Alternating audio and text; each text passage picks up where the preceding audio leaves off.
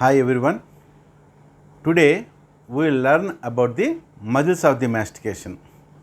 There are four muscles of mastication which are mainly useful to move the mandible during the process of mastication. They are masseter, the temporalis muscle, the lateral pterygoid muscle and the medial pterygoid muscle. Out of these, the lateral pterygoid muscle and the medial pterygoid muscle are present within the infratemporal fossa. The temporalis muscle is present in the temporal fossa, but its insertion is in the infratemporal fossa. But the masseter muscle is outside the mandible, which is present between the zygomatic process and the mandible. We will learn one by one. First we start with masseter muscle. Masseter muscle has three layers: a superficial layer, a middle layer and a deep layer. The superficial layer takes origin from the maxillary process of the zygomatic bone and the inferior border of the anterior 2/3 of the zygomatic arch.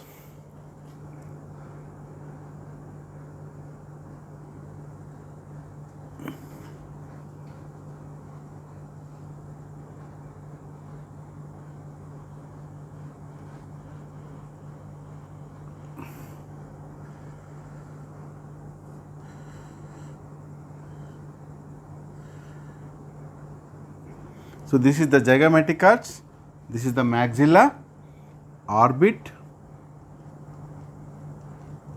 and this is the zygomatic arch. Here the condyle of the mandible,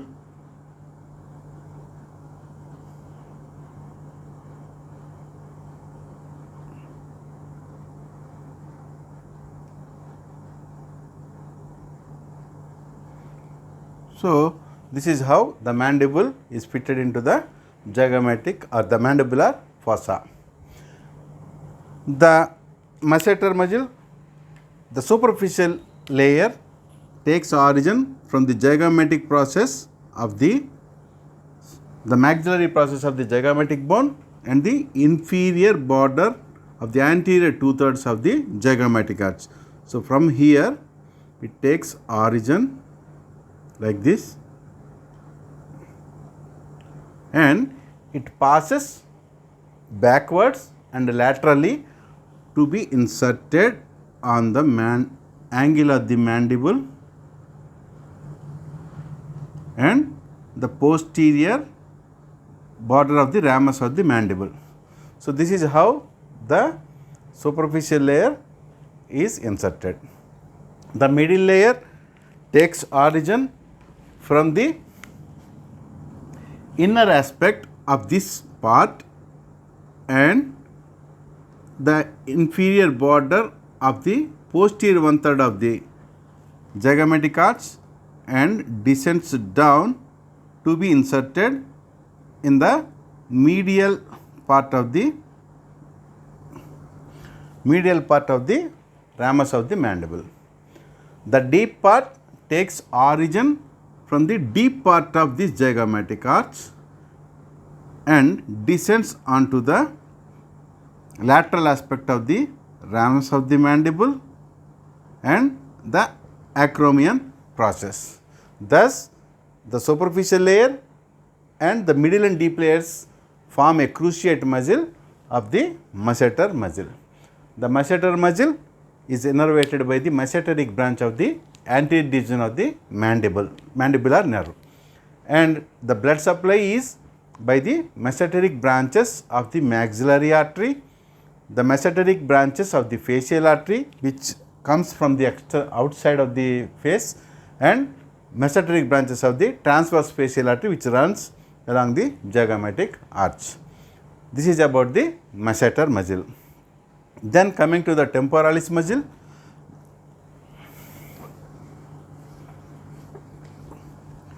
The temporalis muscle fills the temporal fossa. The temporal fossa lies above the zygomatic arch This is the orbit.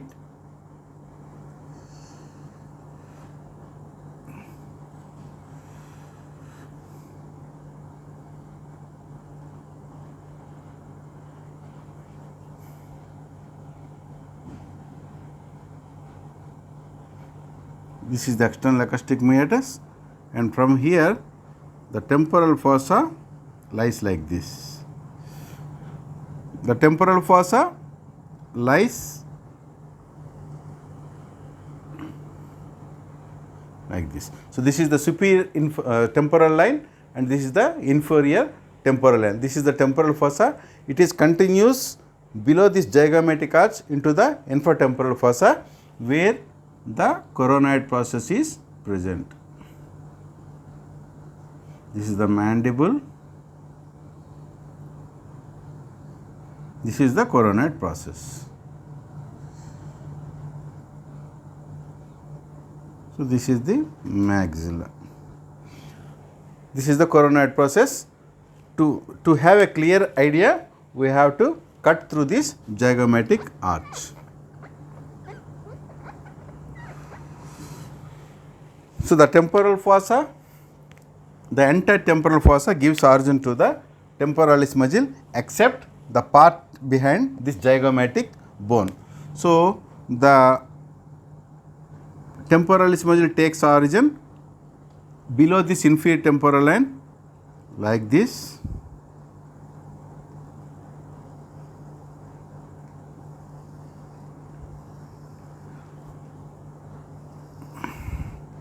All fibers converge to form a common tendon.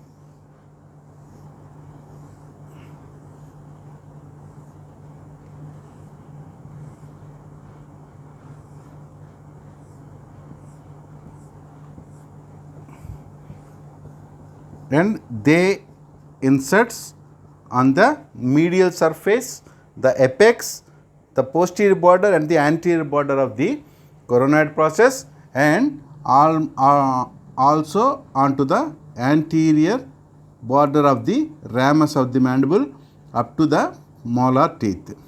So, this is how the temporalis majil inserts. So, this majil has a blood supply from the maxillary artery.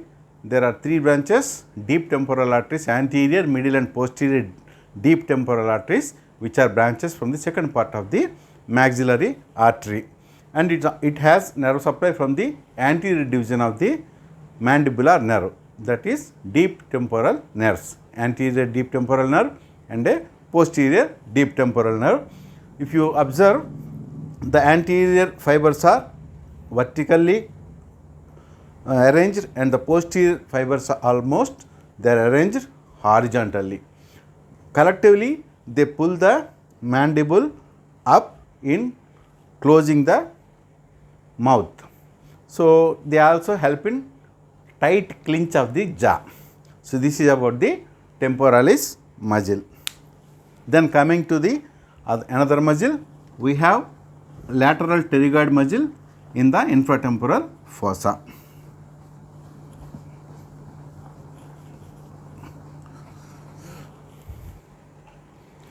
So,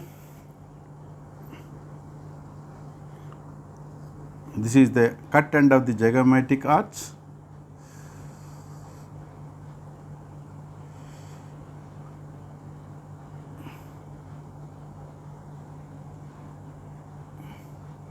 Here also the ramus and the coronoid process were cut, and this is the roof of the infratemporal fossa. The roof is formed by the greater wing of sphenoid and its sphenoidal crest here. So, we have the maxilla here, and between maxilla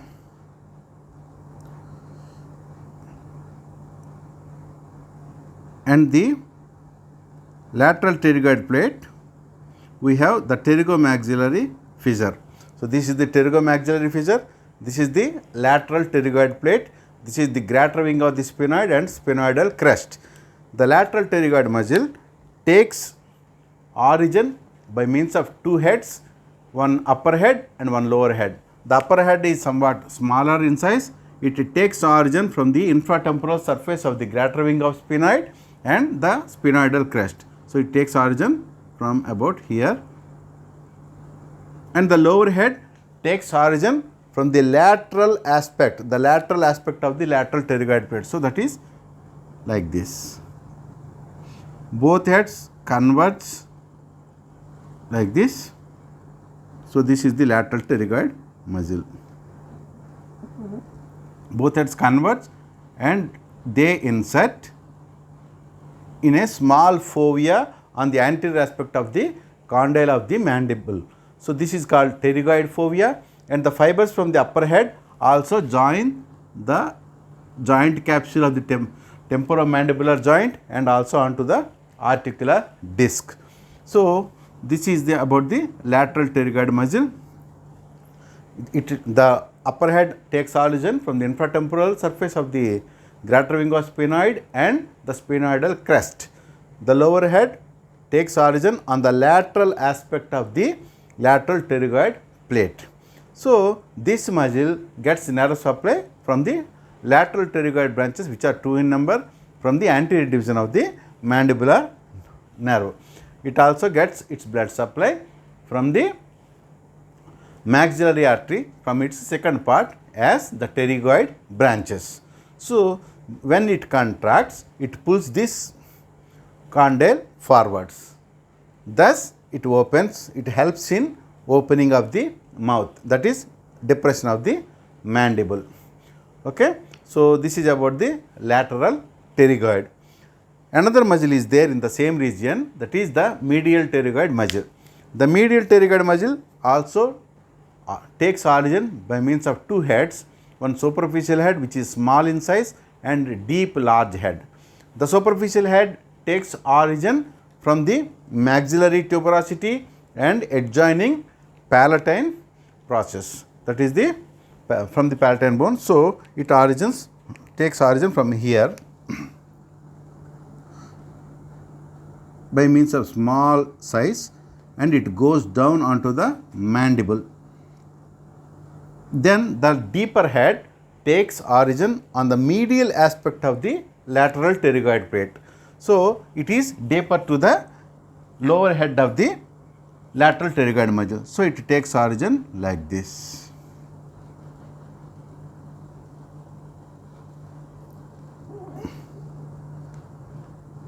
So, this is how they are arranged. So, this is the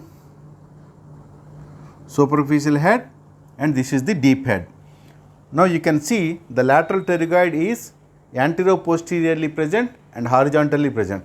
The medial pterygoid muscle is vertically present, and this as a common tendon inserts on the medial surface of the angle of the mandible up to the beneath the mylohyoid groove and the mandibular foramen. So, this is the place for the medial pterygoid insertion on the medial side. So, this muscle helps in elevation of the mandible. These 2 muscles as a collectively when they contract, they will close the mouth and help in protrusion of the mandible and retraction of the mandible, and also they help in, if the muscles of the both sides move alternatively, the side to side movement of the mandible is possible.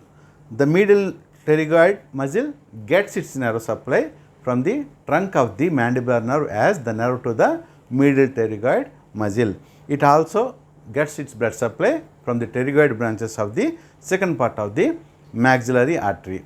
The masseter, the temporalis and the medial pterygoid helps in closure of the mandible, where the lateral pterygoid helps in opening of the mouth. So, these are the actions of the muscles of mastication. If we see collectively, they appear like this in a coronal section. We will see in a coronal section to understand the location of the muscles of mastication.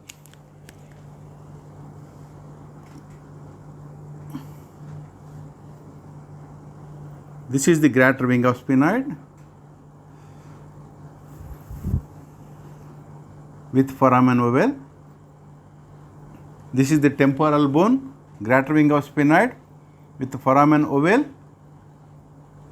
and here we have the zygomatic arch, and this is the mandible. The zygomatic arch is connected to the superior temporal line by means of a temporal fascia.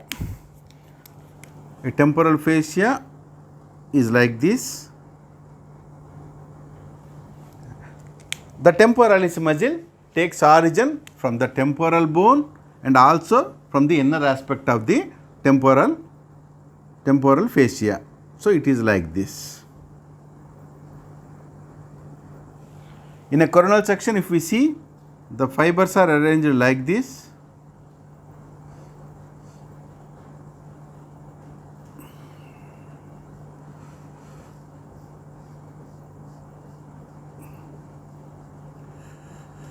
Like this. So, thus they give an appearance of bipinnate. So, this is the temporalis muscle and this is the temporal fascia, this green color one is. Now, from the mandible we have another muscle attached to the mandible on the lateral aspect, that is the masseter muscle.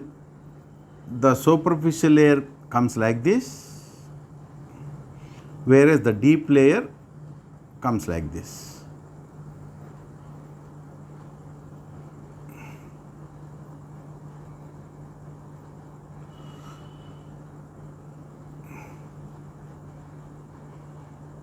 So, this is the masseter muscle, this is the masseter.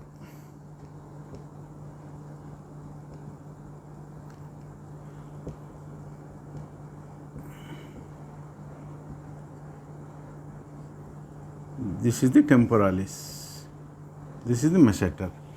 Then you all know from the foramen ovale the mandibular nerve descends down.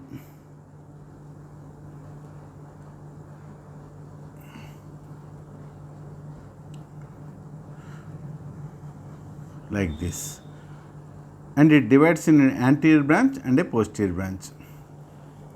So, this is the mandibular nerve, this is the medial aspect of the mandible. So, here we have the lateral pterygoid muscle which is oriented anterior-posteriorly with two heads, and this is the medial pterygoid muscle which is present like this. This is the medial pterygoid. These are the lateral pterygoids.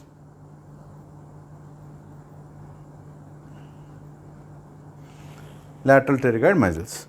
Here we have the auditory tube, and this is the wall of the pharynx. From here to here we have the tensor veli palatini muscles. This is tensor veli palatini. So, you can see the four muscles are arranged like this.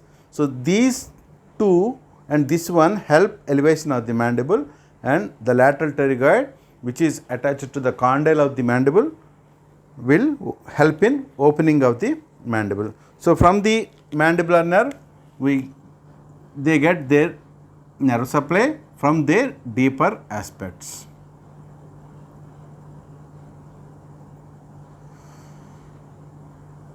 Like this.